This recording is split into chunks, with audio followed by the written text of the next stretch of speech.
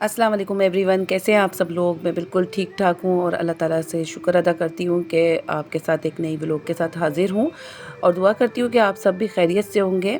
और यहाँ पे मेरी बिल्कुल भी खैरियत से नहीं थी तबीयत, यानी कि बहुत ज़्यादा ख़राब थी। गले में अभी भी बहुत शदीद दर्द है, एंटीबायोटिक खाई है मैंने, तो अब मैं वॉइस ओवर करने के काबिल हुई हूँ। थोड़ी सी आवाज़ डाउन रहेगी, कोशिश की है कि बहुत अच्छी सी वॉइस ओवर करूँ मैं और अपनी व्लॉग जो है रेडी करूँ। व्लॉग मेरा ये रेडी था, पर यही था कि वॉइस ओवर के लिए मेरे पास वो वॉइस नहीं थी जो कि आप लोगों को चाहिए होती है। चले, इसके अंदर बहुत सारे तो मेरे व्यूवर्स जो होंगे उनको तो बिल्कुल भी इंटरेस्ट ही नहीं होगा मेरी व्लॉग अपलोड हो या ना हो, पर वो चुपचाप मेरी वीडियो देख रहे होते हैं।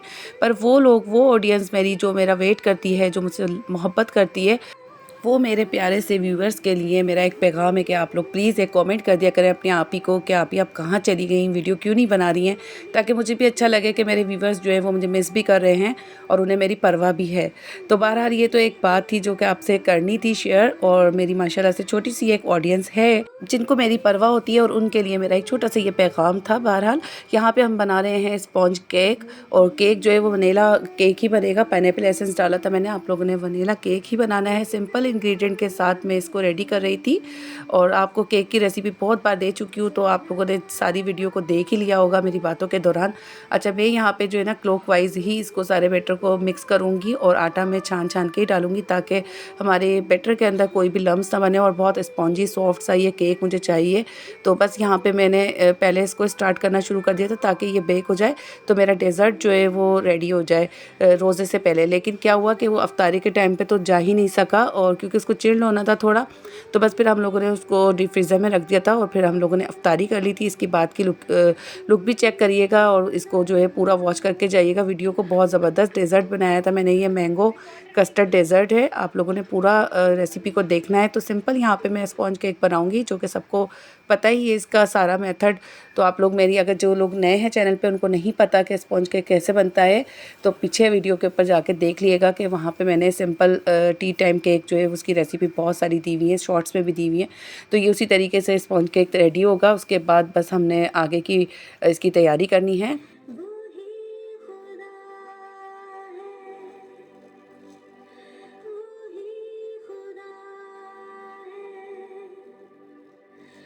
ये बहुत ज़बरदस्त एक ट्रिक है जो कि मैं आपसे शेयर कर रही हूँ। तो आप लोगों ने, अगर बटर पेपर नहीं हो तो कोई टेंशन नहीं लेनी है।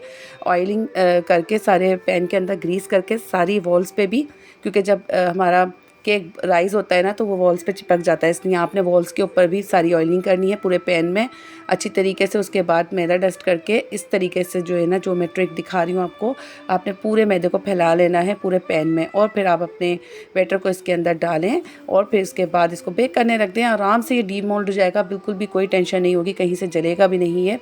और इसको टैप टैप कर लें ताकि इसके जितने भी बबल्स हैं वो निकल जाएं और हमारा बहुत ही अच्छा स्पॉन्जी सा केक बन के रेडी हो जाए। उसके बाद हम यहाँ पे तैयारी करेंगे, क्योंकि मैंगो कस्टर्ड डेज़र्ट बनाना है हमने। तो यहाँ पे कस्टर्ड बना लिया था मैंने, बहुत ईजी मेथड के साथ बना लिया था।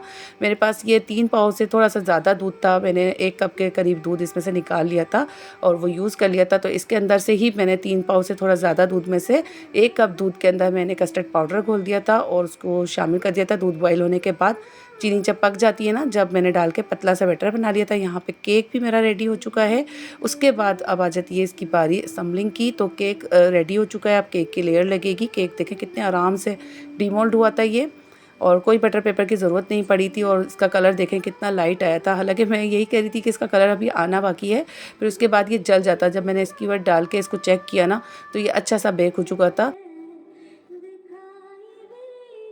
बस इस रेसिपी में अब कोई रॉकेट साइंस नहीं है कि आपने जो है बहुत ज़्यादा इसकी कोई रेसिपी को मैं बताऊं, और आप लोग माशाल्लाह से मेरी ऑडियंस समझदार है सारी, तो लेयरिंग करेंगे और आप देखते जाएं।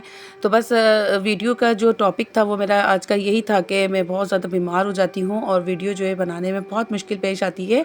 बच्चों की पढ़ाई वगैरह भी है, और फिर जो हेल्प करती है मेरी बेटी बड़ी, जो कि सबको पता ही है मेरी ऑडियंस को कि यशा के साथ ही मैं अपनी वीडियो को जो है वो रेडी करके अपलोड करती हूँ, क्योंकि मेरी आईसाइट का मसला है और हमारे पास पास लैपटॉप नहीं है तो मोबाइल के अंदर ही सारी इसकी जो भी सेटिंग वगैरह है वो करके अपलोड की जाती है। ज़्यादा से ज़्यादा काम 80% तो मैं करके रख देती हूँ, लेकिन 20% जो भी काम होता है वो बहुत इंपॉर्टेंट होता है, जो कि यशा करके फिर इसको अपलोड करती हैं। वही बस मुझे जो है आगे करना है, वो करने के लिए मुझे लैपटॉप भी चाहिए। तो बहुत सारी चीज़ें इस तरीके की होती हैं जो कि बैक कैमरा हमारे साथ परेशानियाँ और बहुत सारी उलझनें चल रही होती हैं जो आप लोगों को नहीं नज़र आ रही होती हैं। बहुत मेहनत लगती है व्लॉग रेडी करने के अंदर। तो बस इसी तरीके से ये सारा सिलसिला चलता रहा और चल रहा है। चैनल मेरा अभी थोड़ा-सा डाउन हुआ था इसलिए कि व्यूज़ बिल्कुल नहीं आ रहे थे। सभी लोग मसरूफ़ हैं ईद की शॉपिंग में, रमज़ान में रोज़े रख रहे हैं, तो शायद ये इशू होगा। लेकिन ये है कि मैं जब देखती हूँ बहुत सारे यूट्यूबर्स को तो बहुत अच्छे-अच्छे से व्यूज़ आ रहे होते हैं, तो बड़ी डिसहार्डनेस सी हो रही होती है कि यार क्या कोई कमी है हम में, या वीडियो बनाने में कोई कमी रह गई है, या मेरे व्यूवर्स को कुछ और चाहिए। तो प्लीज़ आप लोग अगर कुछ देखना चाहते हैं नया मेरे चैनल पे, या कुछ और आप लोग चाहते हैं कि आप ही कुछ चेंज करें अपनी व्लॉग में, तो आप लोग मुझे कमेंट किया करें। जो लोग भी देख रहे हैं जो जैसा चाहते हैं वैसा अपने अपने राय से मुझे आगाह किया करें, ताकि मैं अपनी व्लॉग के अंदर एक इम्प्रूवमेंट आऊँ। अच्छा, यहाँ पे मैंने ये डेज़र्ट जो है वो रेडी कर दिया था। इसके ऊपर मैंने मैंगो आइसक्रीम भी लगाई थी और बहुत मज़े का ये टेस्ट बनता है। आप लोग ज़रूर इस रेसिपी को फॉलो कीजिएगा। बाकी सारी कोई चीज़ें ऐसी नहीं थी जो कि मुझे बताना पड़ती, तो इसलिए मैंने थोड़ी सी अपनी बातें शेयर कर ली। अच्छा, अब आ जाती है बारी अफ्तारी की। अफ्तारी के अंदर जो है ना, आज हम बहुत टाइम बाद रमज़ान के अंदर मिक्स पकोड़े बनाऊंगी मैं। और बच्चों ने बिल्कुल मना कर दिया था कि मम्मा पकोड़ा मिक्स का जो मसाला है ना वो आपने रेडी बिल्कुल नहीं करके रखना है, जब जब हम बोलेंगे ना आपने तब बनाना है, क्योंकि फिर ज़ाया होता है। और रमज़ान के अंदर हम लोगों का बहुत दिल भरा हुआ होता है पकोड़ों से, क्योंकि मैं आम डेज़ के अंदर भी बना लेती हूँ पकोड़े। लेकिन खैर है कि आलू के पकोड़े तो यूजुअली बन ही रहे होते हैं मेरे यहाँ पे, जो कि बच्चे बहुत शौक से खाते हैं। लेकिन मिक्स पकोड़ा बच्चों ने आज खुद फरमाइश करके मुझे बोला कि मम्मा प्याज और पालक के पकोड़े बनाएं, आपके बहुत क्रिस्पी से बनते हैं। अच्छा, क्रिस्पी पकोड़ा बनाने के लिए ना आपने आज रेसिपी थोड़ी सी नोट डाउन करनी है, क्योंकि अक्सर मैं देखती हूँ कि बहुत पिच-पिच ऐसे पकोड़े बन जाते हैं सबके। तो उनको क्रिस्पी करने के लिए आज ट्रिक्स आपसे शेयर करूँगी, तो आपने पूरा वॉच करना है वीडियो को। और यहाँ पे ऑरेंजेस बहुत अच्छे आए हुए थे बाज़ार में, तो मैं जब जाती हूँ ना फ्रूट्स लेने, तो मुझे इस तरीके के कलरफुल फ्रूट्स जो होते हैं, स्ट्रॉबेरीज़ और ये ऑरेंजेस वगैरह बहुत अट्रैक्ट कर रहे होते हैं। सभी को कर रहे होते हैं, लेकिन जब रेंज में होते हैं तो मैं ले लेती हूँ, वरना अदरवाइज़ मैंने स्किप भी कर देती हूँ, क्योंकि लाज़मी बात है बजट को भी देखना होता है। और ये मुझे बहुत सस्ते 200 केजी में मिल गए थे, बहुत अच्छे मिल गए थे और बिल्कुल फ्रेश थे, बिल्कुल बासी नहीं थे। जैसे कि अभी लास्ट वीक में मैं लेकर आई थी ना फ्रूट चाट में डालने के लिए, तो उनके ना छिलके उतर रहे थे आराम से ईज़िली, उन्होंने यानी कि स्टोर के दे दिए थे। तो ये वाले बहुत ज़बरदस्त आए हुए थे, लग ही नहीं रहा था कि ये अभी थोड़ा इनका सीज़न चला गया है बहरहाल। अच्छा, अब आ जाती है बारी पकोड़ा मिक्स क्रिस्पी बनाने की। तो यहाँ पे मैंने अजवाइन डाल दी है, जो कि मस्ट होती है मेरे पकोड़ों में, ताकि ये कि बेसन वगैरह हमें आराम से हज़म हो जाए।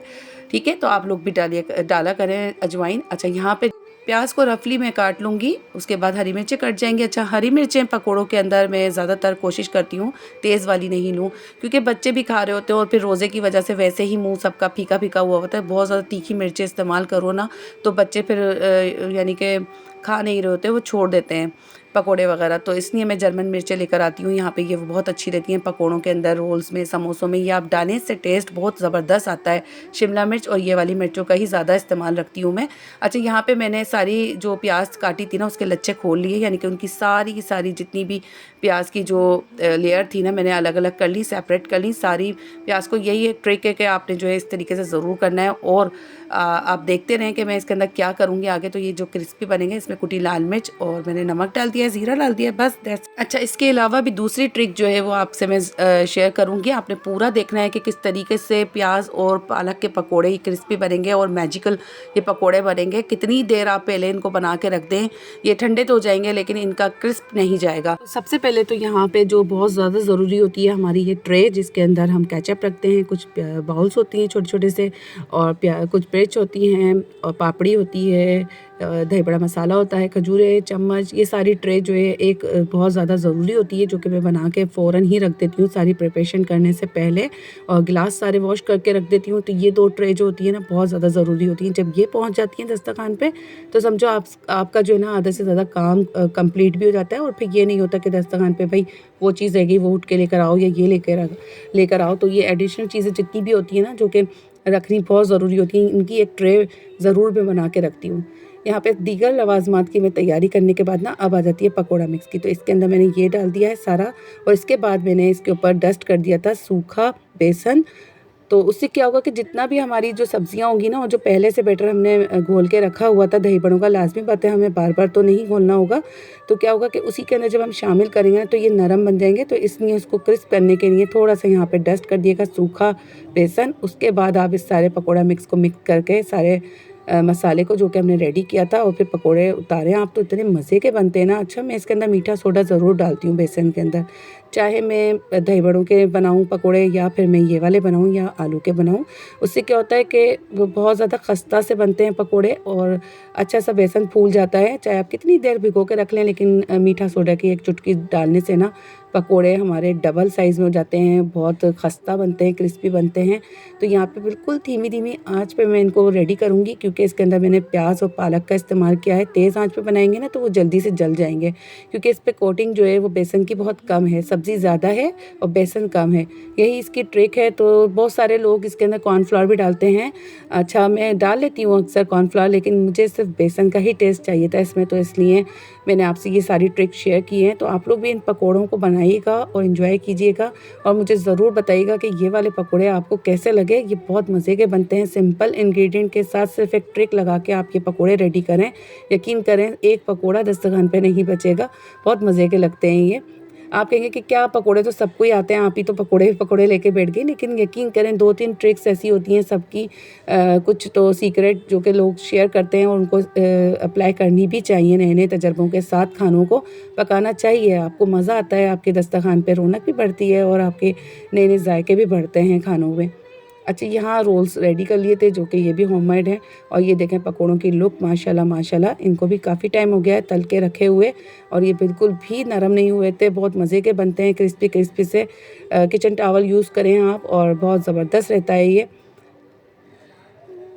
यहाँ पे यशा अब आ जाती है बारी बर्फ़ तोड़ने की, और शरबत के अंदर अभी तो हमारे गले इतने शदीद दुख रहे हैं, और ये बर्फ़ जो है ना, इसी ने ही मेरा गला ख़राब किया था। मैं इतनी सारी बर्फ़ डाल डाल के ये शरबत पी रही थी ना, तो क्या हुआ कि मैंने आखिर के अंदर जो बर्फ़ बचती है ना, मैंने वो चबा के खा ली थी। और फिर रात के अंदर हम लोगों ने बिरयानी ऑर्डर कर दी थी, तो वो बिरयानी खाई है। और बाज़ार की तो पता है आपको कि कितनी ऑयली बिरयानियाँ होती हैं, अगर आप उसको स्पून की मदद से दबा के देखें तो इतना सारा ऑयल निकल रहा होता है। तो बस ऐसे ही कुछ दोनों चीज़ों की जो है ना कॉम्बिनेशन मुझे सूट बिल्कुल नहीं करी, और अफ्तार के अंदर मैंने बहुत ज़्यादा बर्फ़ खा ली थी, और फिर बिरयानी खाई ना, तो मेरा गला बहुत शदीद यानी कि दुखन वाला हो गया था। रात को सहरी पे तो मेरी आवाज़ ही नहीं निकल रही थी, 2 दिन पहले की बात बता रही हूँ। तो माशाल्लाह मैंने फिर 2 दिन में अपनी तबीयत को सही किया है, और ये व्लॉग जो है मेरी बनी रखी हुई थी 2 दिन पहले से ही, जो कि अपलोड होनी थी, बहुत लेट हो गई है। अच्छा, इस रमज़ान में बहुत पीछे रह गई, बहुत डफ़र हो गई, मुझे बिल्कुल भी जो है ना टाइम बिल्कुल नहीं मिल रहा कि मैं अपने चैनल को लेकर रन करूं। और ये साल जो था मेरा बहुत इम्पॉर्टेंट है, क्योंकि लाजमी बात है मेरा 1 साल निकल चुका है, और अब क्राइटेरिया से मैं दूर होती जा रही हूँ। तो बहुत ज़्यादा मेहनत की ज़रूरत है, आप लोग सपोर्ट करें, मुझे बहुत ज़्यादा आप लोग की सपोर्ट की ज़रूरत है।